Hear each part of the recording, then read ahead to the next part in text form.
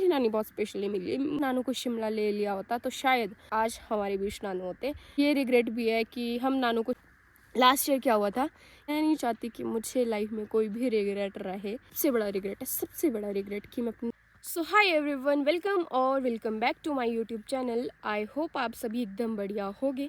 तो गाइज़ आज की वीडियो जो है थोड़ी सी इमोशनल भी हो सकती है, तो प्लीज़ आप एंड तक ज़रूर देखना और वीडियो को लाइक कर देना। तो आज की वीडियो शुरू करते हैं, ठीक है।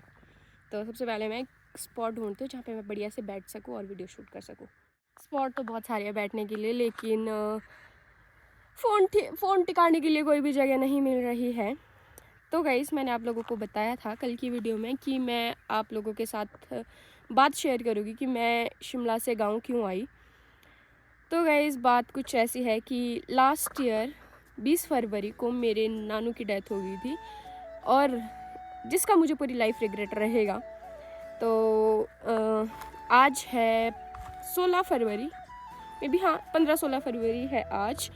और लास्ट ईयर क्या हुआ था कि जब मैं शिमला से इधर आई थी नानी के घर जनवरी में, तो नानू की ना एक इच्छा थी कि मुझे शिमला आना है मेरे साथ। लेकिन क्या हुआ, जिस दिन मैंने शिमला जाना था और मुझे अर्जेंटली शिमला जाना था, उस दिन मामू घर नहीं आए। तो नानू ने बोला कि तेरे मामू का वेट करना पड़ेगा तभी मैं आ पाऊँगा। लेकिन उस दिन मामू जो है वो घर नहीं आए और मुझे जाना था अर्जेंटली शिमला, तो मैं चली गई शिमला नानू को यहीं छोड़ के। फिर बात आती है आज की ही डेट की, 15-16 फरवरी की 2024 की। तो नानू जो है वो गिर गए थे। हमें ये बात पता नहीं थी, मुझे, मेरी मम्मी को, मेरे परिवार वालों को ये बात पता नहीं थी कि नानू गिर गए हैं। हमें बाद में पता चली है 19 या 20 फरवरी को कि नानू बीमार है। हम आने वाले थे शिमला से गाँव, लेकिन उसी दिन जो है वो नानू की डेथ होगी। तो हमारे मन में ये रिग्रेट भी है कि हम नानू को शिमला नहीं ले जा पाए। दूसरा रिग्रेट ये भी है कि अगर हमने उस दिन नानू को शिमला ले लिया होता तो शायद जो नानू के साथ उस टाइम पे हुआ वो शायद नहीं होता और आज हमारे बीच नानू होते। परसों भी मेरे साथ ऐसा हुआ कि मैं आई और मैं ना नानू को ढूंढ रही हूँ, मतलब जैसे होता है ना अभ्यास की, बचपन से हम आ रहे हैं, सबको नमस्ते कर रहे हैं, फिर नानू को ढूंढने जा रहे हैं, लेकिन नानू घर पे नहीं थे। तो फिर मेरे को उस चीज़ का भी बुरा लगा। तो अब यहाँ आने का मेन रीज़न बताती हूँ कि जो मेरी नानी है वो बीमार है, ठीक है। तो नानी अकेले जो है वो शिमला नहीं आ सकते हैं, मतलब नानी अकेले शिमला ट्रैवल नहीं कर सकते क्योंकि नानी को बस में उल्टियाँ होती है और बहुत सारी चीज़ होती है। मेरी नानी की वैसे एज भी हो गया है। तो क्या बोलते, नानी का ये था कि पहले नानी ने बोला 1 या 2 फरवरी को मेरे को कि पूजा, मम्मी को कॉल करा था और बोला कि पूजा को भेज दे, मैंने उसके साथ शिमला आना है, ठीक है। तो उस टाइम पे मैंने वो बात इग्नोर करी, उतना ज़्यादा ध्यान नहीं दिया मैंने कि मैं कही चलो ठीक है नॉर्मली। फिर मेरे को वो चीज़ याद आई कि यार नहीं, किसी की ना इच्छा ही नहीं माननी। अगर कोई तुमसे कुछ बोल रहा है और तुम उस चीज़ के लिए कैपेबल हो तो वहाँ पे ज़रूर जाओ, ठीक है। फिर मेरी छुट्टियाँ नहीं थी तो मैं फिर नहीं आई। फिर परसों नानी ने जो है फिर से बोला, तो फिर मेरे को बहुत ज़्यादा बुरा लगा कि बहुत बुरा लगा कि और भी मेरी मासी आए और भी मेरी मासियों के बच्चे हैं, उन्होंने सिर्फ मेरे को ही क्यों बोला। तो फिर मेरे मन में ऐसा था कि मेरे को ना रिग्रेट नहीं रहना चाहिए किसी भी चीज़ का रिग्रेट नहीं रहना चाहिए। इसीलिए मैंने सोचा एक दिन जाऊँगी, एक दिन आऊँगी, एक दिन यहीं पे रुकूँगी। तो यही था मेन रीज़न कि मैं अपनी नानी के लिए यहाँ पे आई हूँ। और सबसे ज़्यादा प्यार, अगर आपने सुना होगा मेरे लास्ट वीडियोस में जिसमें नानी ने बताया है, तो सबसे ज़्यादा प्यार मेरी नानी मुझसे ही करते हैं। ऐसे बोलो कि मैं पूजा से ज़्यादा प्यार करती हूँ। पूजा से ज्यादा प्यार करती है, सबसे ज्यादा प्यार करती है पूजा से।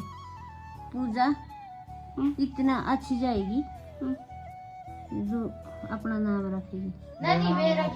पता नहीं क्यों उनको मुझसे ही एक्सपेक्टेशंस है, क्योंकि मैं भी उतना ही ज़्यादा प्यार करती हूँ। मैं ये नहीं बोलूँगी कि मैं अपनी मम्मी के जितना ही उनको प्यार करती हूँ, लेकिन मम्मी से कम भी नहीं करती हूँ। मेरे लिए मेरी नानी ना बहुत स्पेशल है, क्योंकि मेरी नानी बहुत स्पेशली मिली। मुझे मेरी नानी से बहुत प्यार है, तो इसीलिए मैं आई। तो कल मैं और नानी जाने वाले हैं वापस शिमला, क्योंकि नानी का चेकअप भी मेरे को ही करवाना है। वैसे बहुत सारी मासियाँ हैं, मासियों की बेटियाँ, लेकिन उम्मीदें मेरे से है, तो उनकी उम्मीदों पे खरा उतरना मेरा काम है। इसीलिए मैं शिमला से आई और मैं नहीं चाहती कि मुझे किसी भी चीज़ का रिग्रेट हो, क्योंकि जब नानू गए थे ना तो मेरे को बड़ा रिग्रेट था कि अगर मैंने उस दिन नानू को शिमला लाया होता तो शायद नानू के साथ वो हादसा ना हुआ होता और नानू आज हमारे बीच होते। भले ही मतलब नानू जैसे मर्जी हो गए, बट एक चीज़ होती है कि वो हमारे नानू है, और घर पे बड़े बुजुर्गों का होना इज़ वेरी इम्पोर्टेंट। मैं अपने और जगह देखती हूँ जहाँ पे बड़े बुजुर्ग नहीं है, तो वहाँ का जो घर है वो थोड़ा अलग ही होता है।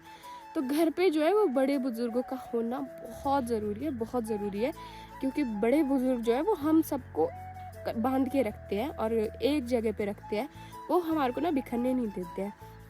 तो घर पे बड़े बुजुर्गों का होना बहुत ज़्यादा ज़रूरी है, और मैं नहीं चाहती कि मुझे लाइफ में कोई भी रिग्रेट रहे। ये मेरा लाइफ का सबसे बड़ा रिग्रेट कि मैं अपने नानू को उस दिन नहीं ले जा पाई। ले लिया तो शायद हमारे बीच होते, ज़्यादा टाइम के लिए होते, और घर में रौनक होती, जैसे मर्जी होती, बट घर पे रौनक होती। तो अभी धूप भी छुपने वाला है, तो अभी मैं छोटे बाबू के घर आई थी, तो यहाँ पे अभी खाना खाऊंगी, फिर जाऊँगी परे, फिर नानी के जो डॉक्यूमेंट्स है, बाकी जो भी फॉर्मेलिटीज़ है वो सारी करूँगी यहाँ पे, फिर उसके बाद जाएगी हम कल शिमला।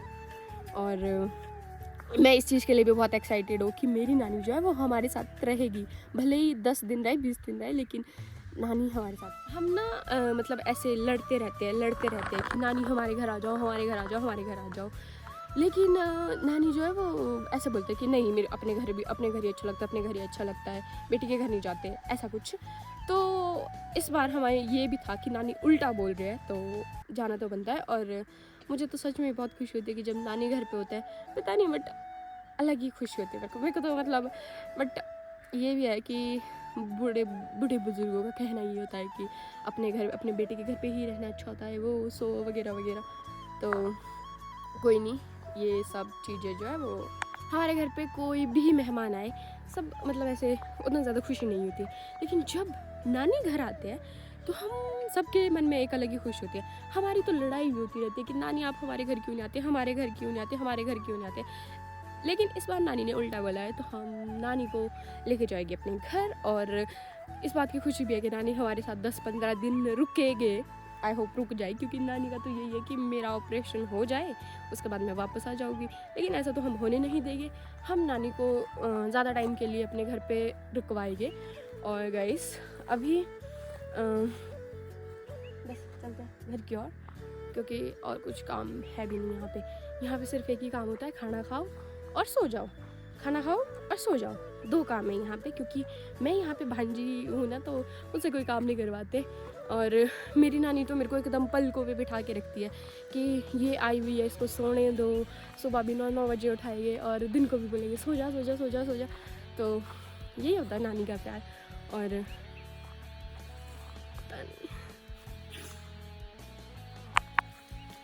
ज़िंदगी का सच तो यही है इसके, इंसान आना भी होता है, जाना भी होता है, बट जब तक टाइम है अपने दादू दादी के साथ गुजारो, नानू नानी के साथ गुजारो, क्योंकि समय भी एक बार आ जाएगा, लेकिन इंसान वापस नहीं आता है। तो जितना जो तुम्हारे नानू नानी तुम्हें बोलते हैं वो सुन लिया करो, और उनकी कदर भी कर लिया करो, क्योंकि इंसान वापस बार बार नहीं आता है। इसीलिए मैंने भी यही चीज़ सोची कि नानी मुझे बोल रहे हैं तो मुझे जाना चाहिए। और